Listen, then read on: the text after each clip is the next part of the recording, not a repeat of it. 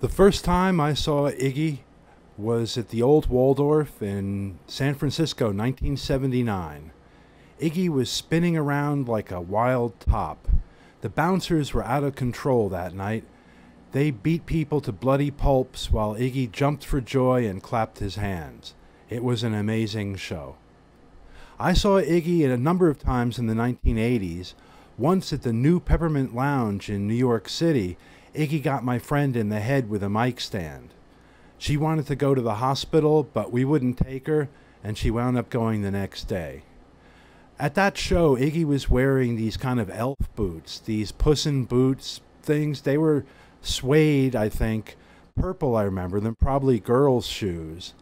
And at one point, I was up against the stage, and I hooked my hand into the cuff of Iggy's boot.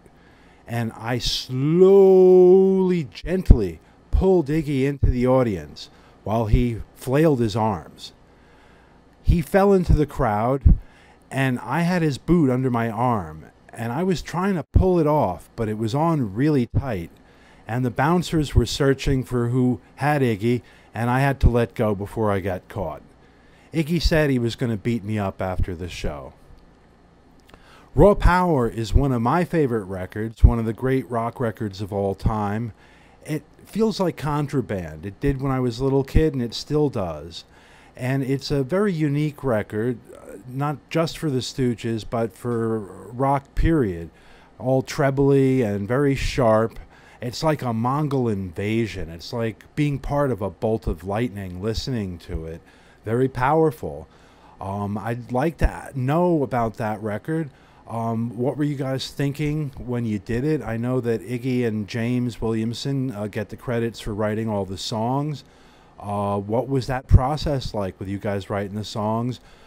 Did you think it was going to be a big hit? Were you trying to like go up against Led Zeppelin or something like that? And I'm just curious about that.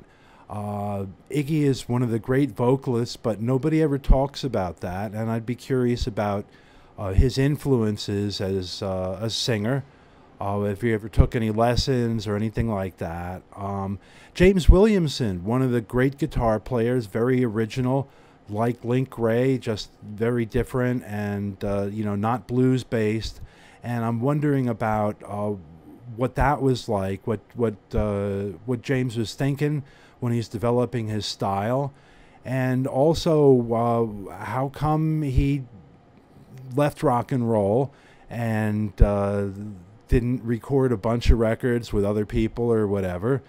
First time I saw the Stooges was a few years ago, and I was blown away by the energy level and the fact that it was a real band. I could tell that. It wasn't just contrived or put together, and you guys seem to have the same mojo that I think you probably had back in the early days. So I'd like to ask those questions. And that's about it for now. Thank you very much.